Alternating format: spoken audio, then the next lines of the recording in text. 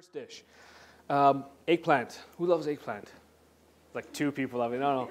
Eggplant is really, really tasty. I know not everybody is a fan of eggplant, so we're gonna do something. We're gonna dress it up a little differently. I've got these really nice baby eggplant, which I just found at the grocery store. If you can't find baby eggplant, you can get your regular eggplant and just cut them smaller size. And what I want to do is just a very simple, quick recipe. Wash them well, and we're gonna cut them. Oh, this knife is really dull. Should have sharpened it before, but cut them in half. And like I said, if you're using a bigger eggplant, you might want to cut them into just smaller sizes. I want to get, this is nice as like a side dish, but I want to get these little kind of pockets of crispiness on the outside and nice and soft and gooey on the inside. So I've got all my eggplant here. Split them. You can use a smaller knife for the next step. And what I want to do is just score them, crisscross scoring them, but a couple centimeters deep. That's it, just so that it opens up a little bit. This is going to allow all those flavors and juices to get into the eggplant and really, really flavor it nice. And you get this really nice effect after it's roasted too. You get this kind of nice crisscross action going on. And there's lots of eggplants you can choose from. These, I think they're also known as Indian eggplants. You can get Thai eggplants, Chinese, Japanese, Transylvanian. Never heard of that eggplant. All right, so all the eggplants in. And I'm doing a simple dressing with this. You can definitely kick it up a notch if you want. I'm gonna add some rosemary here. And I've just kind of breaking it apart. I'm not chopping it up. Really kind of rough. If they're really big stems, I mean, you don't want to, you'll get your fiber, but you might choke on those stems, so don't add those stems. So quite a bit of rosemary in there. I'm going to add some lemon, and I actually just want to thinly slice it, and we're going to add these little rounds, just like this. Again, very simple. And then for my spice, what I wanted to use is smoked paprika. I use this quite a bit here. I love using smoked paprika. It's a fantastic spice. It adds a lot of flavor, especially if you don't like spicy food, if you don't like hot food, but you still like that kind of barbecue-y, smoky flavor.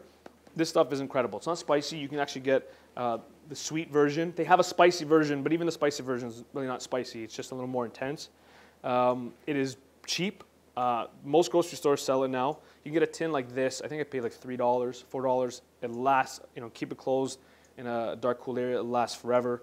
And it really intensifies the flavor without needing to add any salt. There's no salt in here. It's just smoked paprika. So does anyone know what paprika is? Smoked paprika?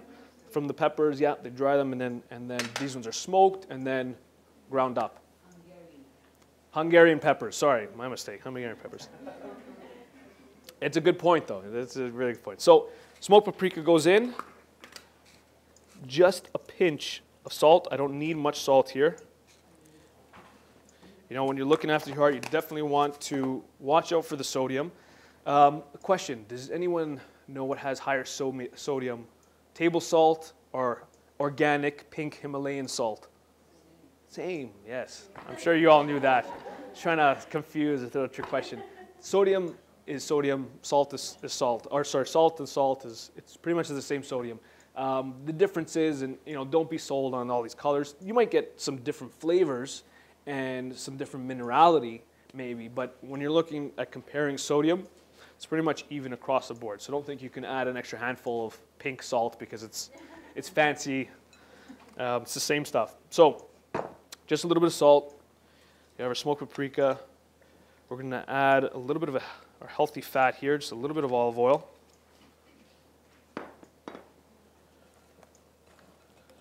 Like I said last week, I feel like I've been left off the leash. So no one's monitoring my olive oil use. And you can let this sit. You can let it sit in the fridge You can let it sit for like an hour, 2 hours. You can let it sit in the fridge overnight to really absorb the flavor, or you can use it right away, depending. The salt, a little bit of that salt is important because what it's going to do is going to draw some of the moisture and the bitter compounds out of the eggplant. You see sometimes when people are making any sort of eggplant dish, you know, my family was like eggplant, Parmesan. They'll salt them ahead of time and paper dry them because all those bitter compounds comes out. So you can do that ahead of time if you want. If you do leave it in the fridge overnight, you'll find that there'll be some moisture and water actually at the bottom of the bowl, so you can just kind of pour that out. And so I'm just laying this on a baking sheet lined with parchment. I'm putting them cut side down.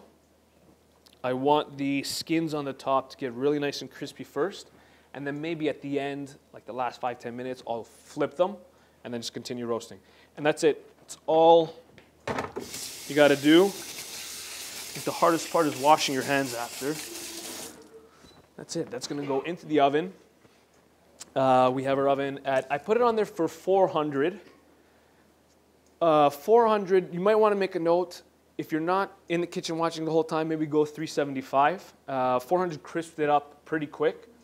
375 for about 30, 35 minutes, I think is probably a safer bet, but if you're in control of your heat, it shouldn't be a problem.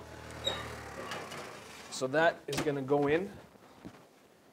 And for my dressing on top, I mean, this is just like a little side thing. Again, 2 seconds. I have a little bit of yogurt. I'm going to add a little bit of lemon juice. And I have a little bit of tahini here. This is one I kind of made from scratch. Just toasted up some sesame seeds, add a little bit of garlic, a little bit of olive oil, a little bit of lemon juice, and just buzz it up. So it's a little chunkier, but you can find tahini in most grocery stores now. Actually, we're just going to add all of it. Did you make your own tahini? That's put in your garlic?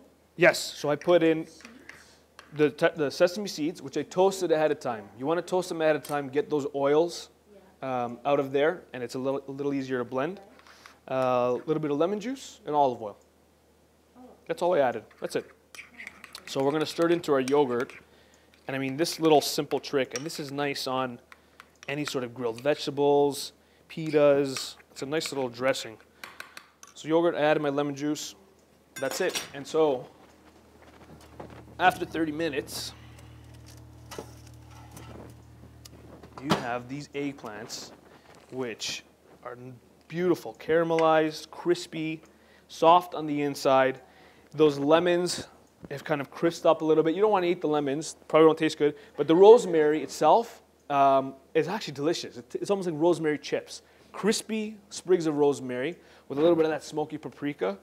This is a side dish, I mean, is really, really nice.